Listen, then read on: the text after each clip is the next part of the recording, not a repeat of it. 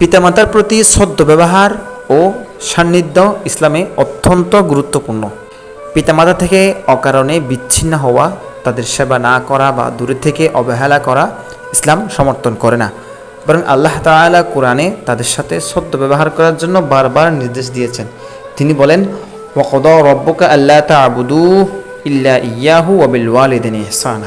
কেউ যদি অহংকার, দুনিয়াবি মোহ বা স্বাধীনতার অজুহাতে মা বাবা থেকে দূরে চলে যায়, তাদের খোঁজ না রাখে বা সেবা না করে, তবে এটি গুনাহের কাজ।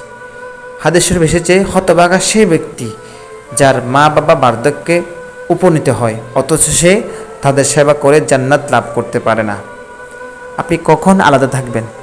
কিছু বাস্তব কারণ, যেমন চাকরি, পড়াশোনা, চিকিৎসা ইত্যাদি দায়িত্ব থাকলে দূরে থাকা জায়েজ। তবে যোগাযোগ রাখা, খোঁজ নেওয়া, সহযোগিতা করা এবং নিয়মিত দেখা করা ফরজ দায়িত্বের অংশ। ইসলাম কখনোই পিতামাতা থেকে অকারণে আলাদা থাকার অনুমতি দেয় না। তাদের সান্নিধ্য, সেবা ও সন্তুষ্টি অর্জনই সন্তানের জান্নাতের পথ। কোনো কারণবশত দূরে থাকলে দায়িত্ব ও সম্পর্ক বজায় রাখা বাধ্যতামূলক।